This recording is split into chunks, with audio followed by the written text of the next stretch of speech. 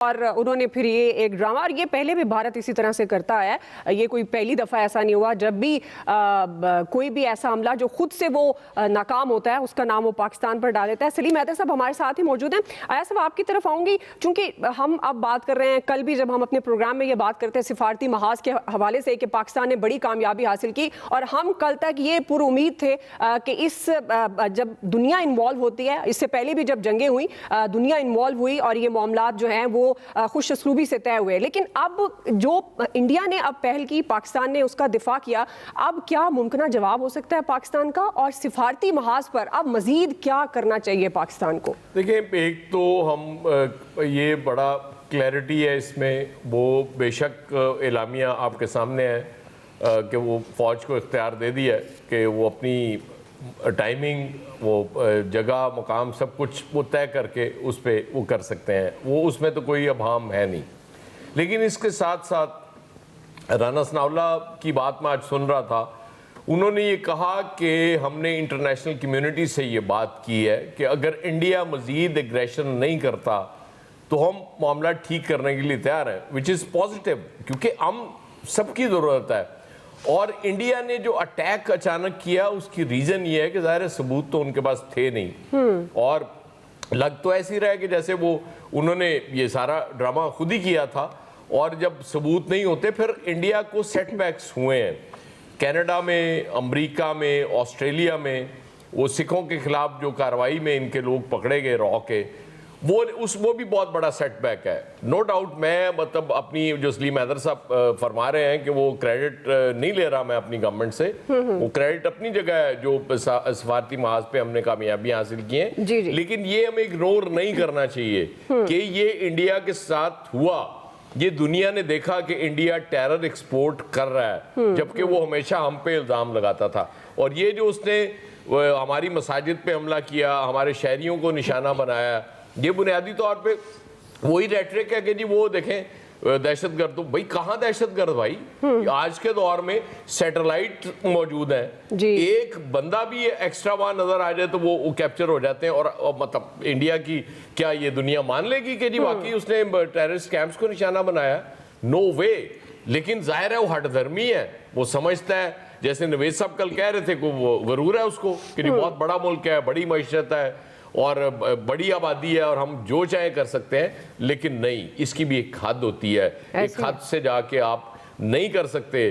और मतलब इसीलिए इस दफ़ा दुनिया का रिएक्शन वो नहीं है जो पहले आया करता था जब इंडिया हम पे इल्जाम लगाता था। इस दफा दुनिया भी सबूत मांग रही है। हठधर्मी की आप बात करें आया साहब, हठधर्मी तो उनका मीडिया बड़ा हठधर्म है। आज आपने देखा कि उन्होंने अपना बयानिया चेंज करने की पूरी कोशिश की कि हमने तो टारगेटेड वो किया, पाकिस्तान ने ये कर दिया, अब एक और नैरेटिव बनाने की वो कोशिश कर रहे थे। लेकिन आया साहब, मैं अभी स्क्रीन पर देख रही हूँ, आपने और इलियास साहब ने चाय रखी हुई है, तो ये वो चाय तो नहीं है जिसको इंडिया देखकर चाय से नफरत करता है, जो फैसल साहब भी कह रहे थे कल अपने हमारे प्रोग्राम में कि अब इंडिया के लोग चाय नहीं पीते। फैसल साहब, आपके पास चाय है, चाय भिजवा सकते हैं आप फिर मोदी साहब को? इन्होंने मोदी को भिजवा दी है फैसल साहब।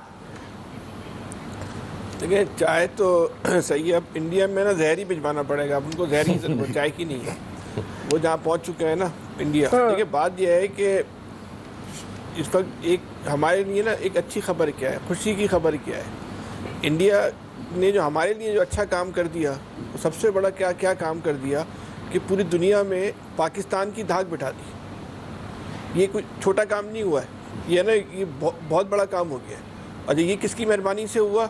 ये मोदी की मेहरबानी से हुआ, ये मोदी की झालत से हुआ, ये मोदी की इंतहा पसंदी और जुनूनियत से हुआ। इसका जो उसका बेनिफिशरी था मोदी की झालत का और जुनूनियत का, वो पाकिस्तान हो गया है। एक तो ये अपने लोग जिनके जो पहलगाम में जो लोग इन्होंने खुद मारे, वो इनको जो नुकसान हुआ। दूसरी बात देखिए, इनका जो राफेल था, ये राफेल से पूरी दुनिया को जो ना डरा रहे थे, राफेल पता नहीं राफेल है क्या है फलना, ऐसा डरा रहे थे, राफेल नहीं हो गया, पता नहीं क्या हो गया।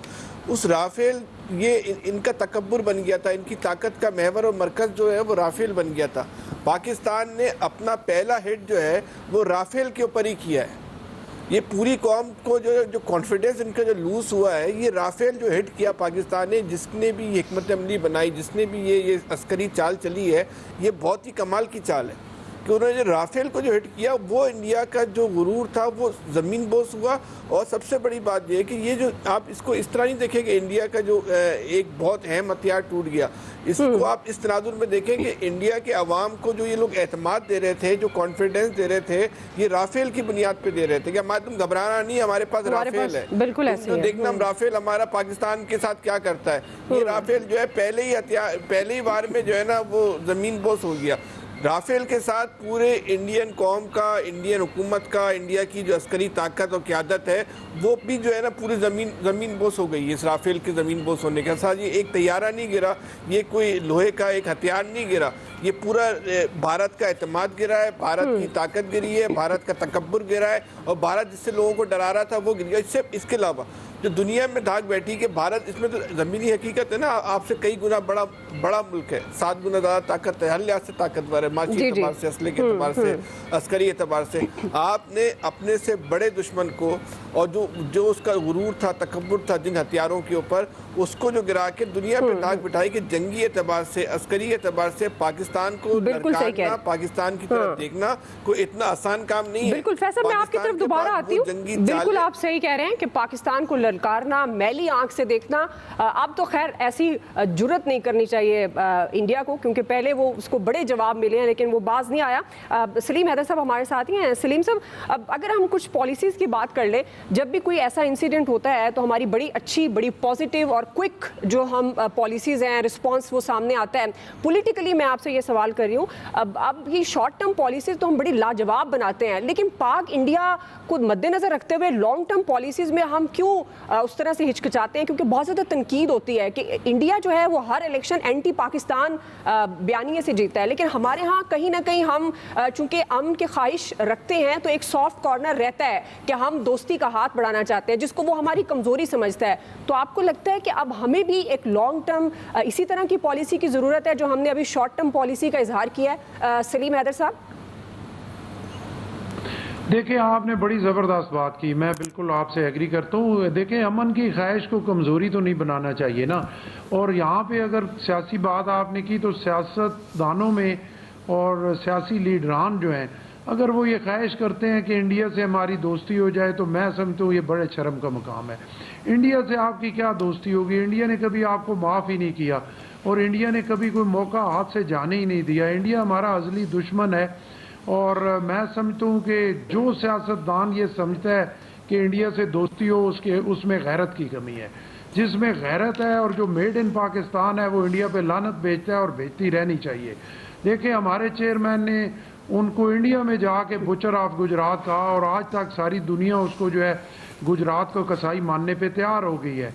और बिल्कुल लॉन्ग टर्म पॉलिसी नहीं, मेड इन पाकिस्तान पॉलिसी होनी चाहिए।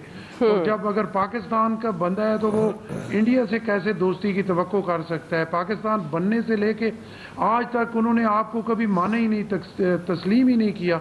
वो तो कोई हाथ से जाने ही नहीं देते। उन्होंने आपकी एक एक चीज़ को बड़े प्रॉपर तरीके से डैमेज किया। खेलों में आपको, क्रिकेट में, हॉकी में उन्होंने पूरी प्लानिंग करके क्रिकेट में एक दफ़ा आपको बिल्कुल अकेला कर दिया। वो तो हर जगह पे आपको बिजनेस के हवाले से, तिजारत के हवाले से हर जगह वो उनका फोकस ही पाकिस्तान को फारिग करना है। तो उसके बाद भी अगर किसी की ख्वाहिश हो कि इंडिया से दोस्ती हो तो मेरा ख्याल है उसको तो सलीम सर, ये मेड इन पाकिस्तान पॉलिसी कौन बनाएगा? कम अज कम हम